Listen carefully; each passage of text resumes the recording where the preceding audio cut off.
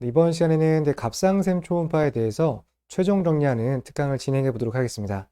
시험에 반드시 출제가 되는 개념이긴 한데 좀 많은 분들이 어려워하시는 그런 내용이거든요. 그래서 이번 강의를 통해서 확실하게 정리해 보는 시간 가져보도록 하겠습니다. 먼저 국가고시에 나오는 출제 유형은 크게 두 가지가 있는데요. 첫 번째는 갑상선 초음파의 검사 방법에 대해서 물어보는 문제가 가장 많이 나오는 편이에요. 먼저 기본적인 내용부터 보겠습니다. 고주파수 선형 탐촉자를 사용하게 되고요. 이거는 갑상선뿐만 아니라 표재성 장기는 모두 동일하게 적용되는 항목이라고 보시면 돼요. 예를 들어서 유방 초음파라든지 또는 고환 초음파 이런 것들을 모두 고주파수 선형 탐촉자를 사용하게 되겠습니다.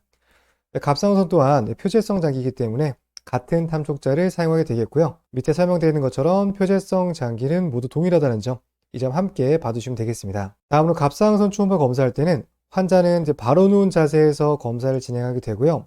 사진에서 보시는 것처럼 목을 젖힌 상태로 검사를 하게 돼요.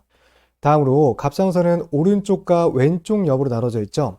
그래서 오른쪽 옆을 보기 위해서는 고개를 반대쪽으로 돌려줘야 되는 이런 검사 자세도 함께 봐두시면 되겠습니다. 이렇게 해서 가장 기본적인 갑상선 초음파의 검사 방법, 첫 번째 출제 유형 설명드렸고요. 넘어가서 다음 내용 보겠습니다. 두 번째로 출제된 항목은 갑상선 초음파 영상 해부학이에요. 보통 이제 3교시 문제에 출제가 잘 되는 패턴이라고 보시면 되겠는데요. 지금 화면에서 보시는 여기 있는 영상 해부학 정도는 확실하게 기억을 해두셔야 됩니다. 저랑 같이 하나하나 기본적인 개념부터 영상 정리해 보도록 할게요. 우선은 가장 기본적인 갑상선 초음파, 갑상샘, 갑상선 모두 같은 말입니다. 여기에 대한 영상 해부학부터 보도록 하겠습니다. 자, 보시는 것처럼 가로 스캔에서는 이런 식으로 구성된 부분이 갑상선이라 보시면 돼요. 한 중간 정도의 에코드를 가지고 있고요. 주변에 있는 조직보다는 약간 밝게 나타나는 그러한 특징이 있습니다. 다음으로 세로 스캔에서는 내부에 있는 실질들이 길게 쭉 펼쳐져 있는 것을 볼 수가 있어요. 과거에 문제가 좀 쉽게 나올 때는 이렇게 영상이 주어지고 화살표 한 다음에 이게 뭔지 물어보는 문제가 예전에는 출제가 됐었거든요. 최근에는 이제 문제가 좀 어려워지다 보니까 이렇게 단순한 패턴은 잘 물어보지 않고요.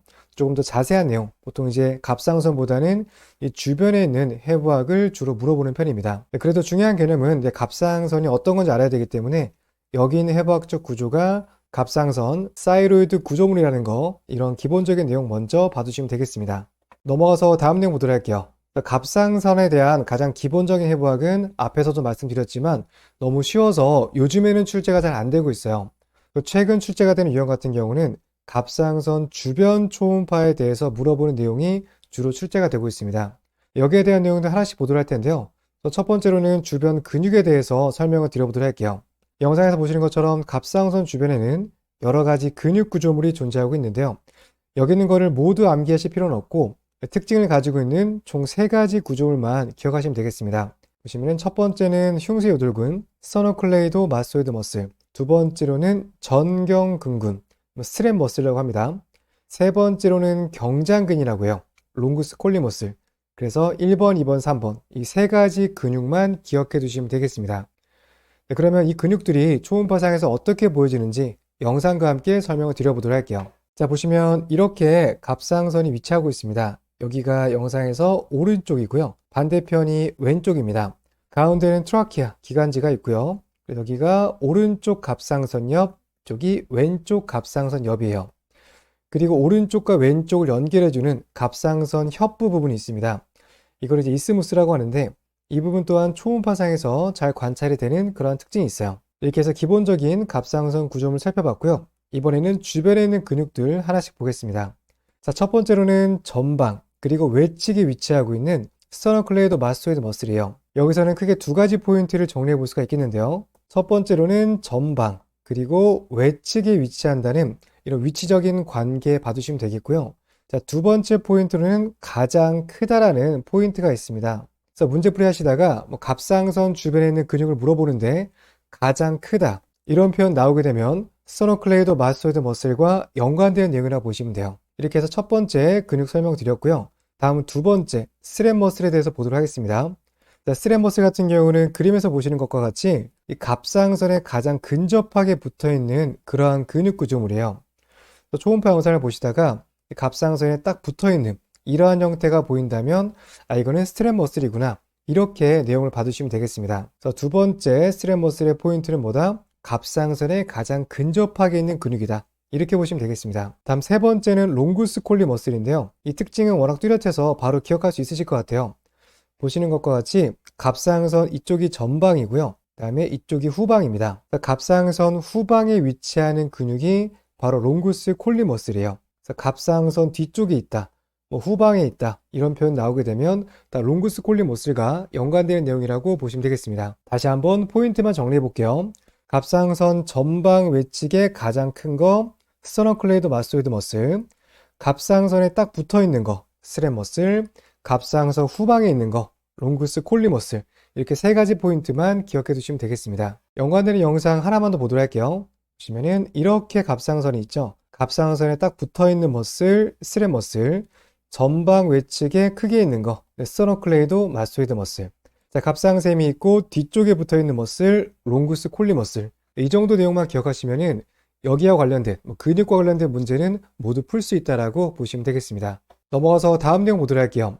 이번에는 이제 갑상선 주변 해부학 중에서도 이 식도와 관련된 부분 보도록 하겠습니다. 이 부분도 시험에 잘 나오는 패턴이라서 좀 자세하게 설명을 드려보도록 할게요. 이 목적 검사는 경부 검사에 포함되는 구조물이에요. 이 식도의 전체 구조물을 초음파상에서 관찰할 수는 없지만 이 식도가 시작되는 부분들, 목에서 연결되는 부분들을 볼 수가 있고요. 그 다음에 이 간 쪽 부근에서 또 식도의 일부분을 관찰할 수가 있습니다. 또 결과적으로 모든 식도를 볼 수는 없지만 일부 식도 구조물을 초음파에서 관찰할 수 있다. 이 점 봐두시면 되겠고요. 다음으로는 이제 갑상선과 연결된 부분 보도록 하겠습니다. 이 부분이 가장 중요한 포인트예요.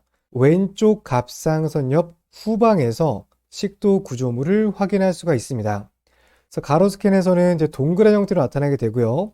세로 스캔에서는 이 길게 펼쳐진 형태로 영상에서 나타나는 그러한 특징이 있습니다. 자, 마지막으로 중요한 포인트가 있는데요. 침을 삼키는 경우 움직임이 관찰될 수가 있어요.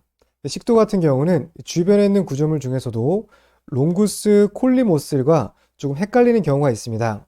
그래서 근육과 구분하기 위해서는 이 침을 삼키는 동작을 통해서 구분할 수 있게 되겠는데요. 침을 삼켰을 때 움직임을 보인다면 우리가 식도라고 예상을 해볼 수가 있고요. 특별한 움직임이 나타나지 않는다면 이거는 근육이구나, 이렇게 구분해서 우리가 생각할 수 있겠습니다. 네, 그러면 이 내용 바탕으로 해서 초음파 영상 보겠습니다. 자, 보시는 것처럼 이쪽에 트라키아, 그리고 오른쪽 갑상선 옆, 여기가 왼쪽 옆이에요. 자, 왼쪽 옆 그리고 후방에 위치하는 동그란 구조물이 있습니다. 이게 바로 식도 구조물이에요. 이 영상은 가로 스캔 영상이었고요. 길게 쭉 펼쳐서 세로 스캔 영상을 살펴봤더니 이렇게 관상 구조물 나타나는 것을 볼 수가 있겠습니다. 더 중요한 포인트는 왼쪽 후방, 이 위치 관계를 기억해 두시고요. 그리고 침을 삼켰을 때 움직임이 동반된다는 거, 여기까지 봐두시면 되겠습니다. 넘어가서 다음 내용 보겠습니다. 갑상선 주변 해부학 중에서 이번에는 혈관에 대해 설명을 드려보도록 할게요. 이 주변에는 크게 두 가지 혈관이 진행하게 되는데요. 첫 번째는 충경동맥, 커먼 키로티드 아테리, 두 번째는 내경정맥, 인터널 주굴라 베인입니다. 이 한글 표현이 여러분들이 보시는 표현과 좀 다를 수가 있어서 영어 표현 위주로 설명을 드려보도록 할게요. 그래서 커먼 키로티드 아테리와 인터널 주굴라 베인, 쉽게 말해서 동맥과 정맥 구조물이 갑상선 주변에서 확인이 될 수 있습니다. 그래서 갑상선 양 측면에 위치하는 혈관이라고 보시면 되고요. 이 동맥과 정맥은 탐촉자의 압박을 통해서 구분할 수가 있게 돼요. 다시 한번 정리해 볼게요. 갑상선 주변에는 동맥과 정맥 구조물이 위치하게 되겠고요. 이 구조물은 탐촉자 압박을 통해서 동맥인지 정맥인지를 구분할 수 있다, 이렇게 보시면 되겠습니다. 네, 그러면 초음파 영상 보도록 할게요. 자, 보시면 이렇게 갑상선 구조물이 있고요. 옆쪽에 보여지는 동그란 구조물이 있습니다. 이렇게 보여지는 형태가 커먼 키로티드 아테리, 총경 동맥이에요. 그 다음에 옆쪽에 보여지는 이러한 형태는 인터널 주굴라 베인, 정맥 구조물이고요. 지금 보신 형태는 탐촉자로 압박을 가했을 때 반응이 나타나는 형태라고 보시면 되겠습니다. 이 탐촉자로 압박을 하게 되면 혈관벽이 두꺼운 동맥 같은 경우는 특별한 변화가 나타나지 않게 되고요. 이 정맥 같은 경우는 혈관벽이 얇다 보니까 압박에 의해서 반응하는 모습들을 확인할 수 있게 돼요. 반면에 옆에 있는 영상 보시면은 탐촉자로 압박을 가하지 않았을 때 모습이라고 보시면 되겠습니다. 보시면은 이런 식으로 동맥은 압박을 하든 안 하든 같은 형태를 나타내고 있고요. 정맥 같은 경우는 압박을 풀었을 때 크기가 커지는 것을 볼 수가 있습니다. 기본적인 위치 관계로도 갑상선에 가까운 게 동맥, 멀어져 있는 게 정맥, 이렇게 구분하셔도 되고요. 또는 탐촉자의 압박에 의해서 모양이 변하는지 변하지 않는지, 이걸 통해서도 동맥과 정맥을 구분할 수 있다, 이렇게 보시면 되겠습니다. 다음은 마지막으로 갑상선 주변 해부학 중에서도 부갑상선에 대해 설명을 드려보도록 할게요. 이 과거에는 부갑상선 관련된 문제는 거의 출제가 되지 않았었는데, 요즘에 조금씩 시험이 어려워지다 보니까 부갑상선에 대해서 언급되는 보기가 출제될 가능성이 있습니다. 우선 포인트를 좀 짚어드리자면, 갑상선 뒤쪽에 총 4개의 부갑상선이 존재하고 있어요. 위쪽에 2개, 아래쪽에 2개의 부갑상선이 있습니다. 그런데 포인트가 뭐냐면, 이 부갑상선은 크기가 굉장히 작아요. 2mm 미만으로 작은 사이즈이기 때문에 일반적인 초음파 검사에서 부갑상선은 보이지 않는 게 정상입니다. 이 부분을 잘 기억하셔야 돼요. 정상적인 갑상선 초음파 검사할 때 부갑상선은 안 보이는 게 정상입니다. 다음으로 부갑상선에 질병이 있는 경우, 예를 들어서 부갑상선에 종양이 생긴 거예요. 그러면 정상적인 사이즈보다 부갑상선의 크기가 커지겠죠. 이렇게 질병이 있는 경우에는 비정상적으로 크기가 커지기 때문에 초음파상에서 확인할 수 있게 됩니다. 쉽게 임상적으로 이렇게 표현하게 돼요. 부갑상선은 초음파에서 안 보이면 정상이고 보이면 비정상이다. 이 정도 내용만 정리하시면 되겠습니다. 다음은 관련된 영상 보도록 할게요. 자, 보시면 대략적인 부갑상선의 위치예요. 우리가 기억할 거는 한 가지인데요. 롱구스 콜리 머슬 주변에 부갑상선이 있다라고만 보시면 됩니다. 자, 앞에서도 여러 차례 강조드렸죠. 정상적인 상태에서는 초음파상에서 안 보입니다. 지금도 보이지 않는 상태고요. 대략적으로 이쯤에 부갑상선이 있구나, 이 정도만 기억하시면 돼요. 다음 영상 마찬가지고요. 대략 롱구스 콜리 머슬 주변에 이쯤에 부갑상선이 있구나, 이러한 위치관계 정도만 봐두시면 되겠습니다. 이렇게 해서 갑상선과 관련된 전반적인 내용 설명드렸고요.